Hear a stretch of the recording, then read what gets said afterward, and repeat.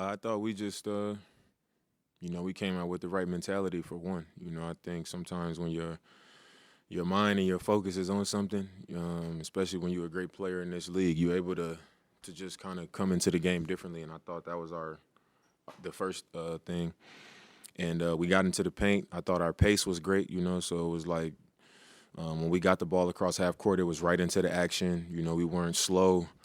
We weren't allowing them to just get into coverages. We were just make or miss. We was pushing the ball up and getting right into it, attacking, getting into the paint, making them help, and making the extra pass. The ball went where it was supposed to, and I think our minds was just right. Our intentions was right, and it just led to a lot of good things, and we sustained it for the entire quarter.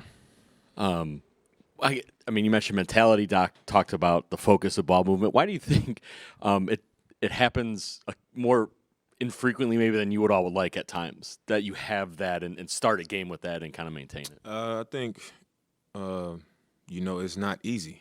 Like the way that you generate, good shots and good offense sometimes when it's flowing and when you kind of have a quarter like that, it's easy to forget how hard you were working and how hard you were going to allow that stuff to come, because when you do it, the hard work, things come easier. Like it seems like, you get higher shot quality and more energy is going into the game when you do the hard work. And then over the course of a game, you just think that it's going to continue to happen, So I think it's natural. Like at every level I've played at, I've seen it where it's like you just kind of stop doing what you were doing, the things that went into that type of success. And it's hard to sustain. And then I think you also have to factor in when you're doing it and then the shots stop going in and then the other team starts making shots, you start to try to find a way to answer it instead of just continuing to trust, what you were doing, even when it's not working. But the best teams, they sustain it. They just keep doing it over and over and over and wear teams out. And I think, that's what we're working towards.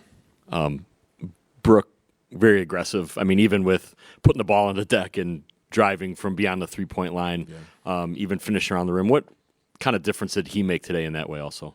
I thought he made a huge difference. I think it was a couple times Giannis was having a matchup at the elbow or attacking downhill, and Brooke is just diving to the rim, and he just lob it up. And it's just nobody in there bigger than him. And I think the games where Brooke is, sometimes he's rolling, sometimes he's low and taking up space in the paint, we look and feel bigger out there. And, I think tonight was just one of those nights. He just decided, I'm going to play a physical game. I'm going to be in the paint. We saw that, the size was in our favor. And, he played a great game. He took up a lot of space, and his size was evident out there. You had that block early in the game that I think led to a Lopez three on the other end of the floor. Just if you could tell me, when did you kind of realize you had a chance to chase him down, and how that kind of set the tone for that first quarter? I think, one thing we've been talking about is the schemes and the X's and O's and all of that stuff is one thing, but our team's competitive spirit has to be better. I think that's a way to get ourselves going. And in that situation, I was like, I could just attack the ball and try to strip it or whatever, or I could just meet him up top and make a play on the ball. And that was what I did. I was able to get a hand on it, and that led to a good shot for us on the other end.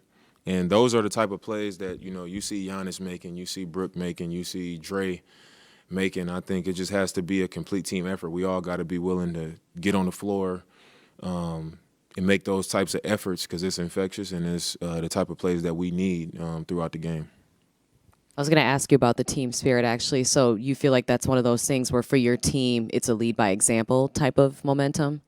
I think that's part of it, but I think it's more so everybody has to be in on it. We all got to be willing to, like I said, get to loose balls, take charges, just make those extra effort plays, on offense and defense. Sometimes it might be the ball swings and there's three guys on one side. Somebody got to get themselves up and cut. If they front Giannis, somebody has to flash and try to look for the high-low. I think it's just the extra effort and giving ourselves up and just, doing the things that the team needs us to do. And that's just one of those types of plays. But I think top to bottom, we all need to see each other doing it. We all need to see the buy-in, and I think that's just that play is just one example. One, we know that Orlando, it's going to be a physical game tomorrow. You guys have the crowd to back you, unlike in Orlando. What other things do you need to compete against them tomorrow night? I just think we have to, I've said this a few times, understand how we're playing and the things that we're doing when we're successful. And when we do that, I think we'll have success against any team. We've shown that. And especially on our home floor, when you got your crowd behind you, everything feels 10 times better when it happens. Somebody hit a three, it feels 10 times better. Giannis gets a dunk, it feels 10 times better than when you're on the road. So we'll have the home court advantage. I just think we got to come into it with the right focus and mentality, knowing that when we are that way, we can have a night like tonight against any team. I'm just finally off that. And Doc said this earlier too. He's like, if we could bottle this, and it'd be better than we've seen, I guess, at times with the losses and some stickiness. How can you guys tap into that more often? And I understand the other team gets paid too, but the ball movement or doing those right things with attack a closeout or cut or kind of have that focus and mentality. I think the number one thing is just governing ourselves.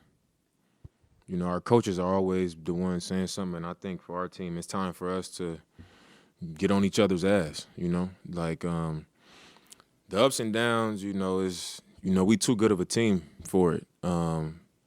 We see what it looks like when we do these things, and when we don't, I think it's just reached the point where we gotta address each other however we need to just be like, enough is enough. And we know what's right and we know what's wrong. We know when somebody's doing their job and they're not, and we got to be willing to, have those kind of uncomfortable moments with each other. And then on the other side, we got to be willing to take it from our teammates if we want to be successful, like we say. I think that's how you hold on to it, because you're gonna have some slippage, you're gonna have some breakdowns, but like we gotta check each other and correct each other when it's going that way, so we can, like Doc said, hold on to this type of spirit and this type of energy that we had in a game like tonight.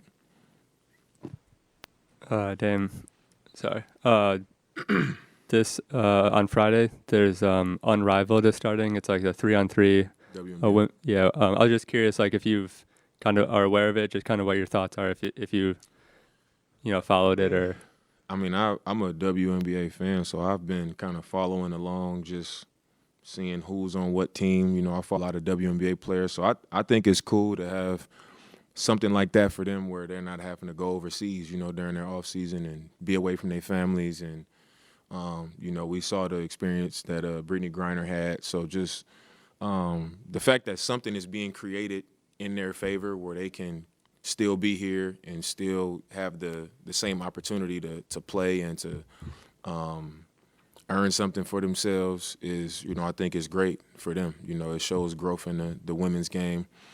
And I'm just interested because, you get to see some of the best WNBA players playing with other players outside of the team that they play on in the W. So that's what I'm looking forward to most, them just mingling. And it's kind of like how we are at All-Star Weekend. You get to play with dudes you never get to play with. And for them having, Unrivaled and being able to do that, I think is pretty cool.